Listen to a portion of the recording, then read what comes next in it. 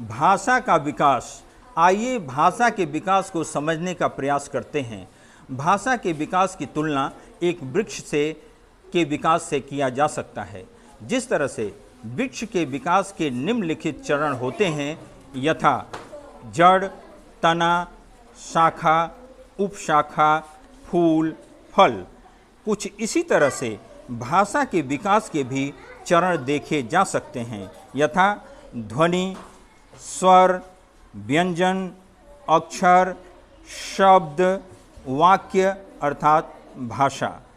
अब भाषा और एक वृक्ष के विकास के चरणों में समानता को समझने का प्रयास करते हैं, यथा पहला जड़ ध्वनि के समान, दूसरा तना स्वर के समान, शाखा व्यंजन के समान, उपशाखा अक्षर के समान, फूल शब्द के समान और फल वाक्य यानी भाषा के समान।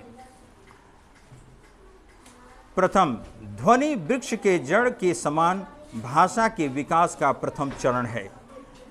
दूसरा स्वर वृक्ष की तना के समान भाषा के विकास का दूसरा आधार स्तंभ है। तीसरा व्यंजन वृक्ष की शाखाओं के समान भाषा के विकास का तीसरा चरण है। यहाँ स्वर तना से व्यंजन वृक्ष की संख्या में वृद्धि हो जाती है। अक्षर वृक्ष की उपशाखाओं के समान भाषा के विकास का चौथा चरण है। यहाँ भाषा आगे के विकास की एक मजबूत पृष्ठभूमि तैयार करती है। जिस तरह से उपशाखाएं वृक्ष के विकास के अगले चरण के रूप में फूलते फलने की भूमिका तैयार करती हैं, उसी प्रकार अक्षर भी भाषा के अगले चरण के विकास अर्थात शब्द और वाक्य के सृजन की भूमिका तैयार करते हैं। पांचवां शब्द वृक्ष के फूल के समान भाषा के विकास का पांचवां चरण है।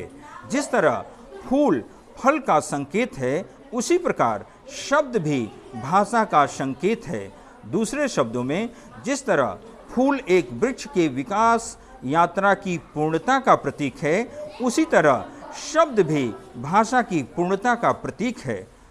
छठवां वाक्य वृक्ष के फल के समान भाषा के विकास का छठवां अर्थात अंतिम चरण है। जिस प्रकार एक वृक्ष अपने विकास की यात्रा के अंतिम चरण में फलित होकर अपने विकास की पूर्णता को प्रस्तुत करता है, उसी प्रकार भाषा भी वाक्यों के रूप में अपने विकास की पूर्णता प्रस्तुत करती है।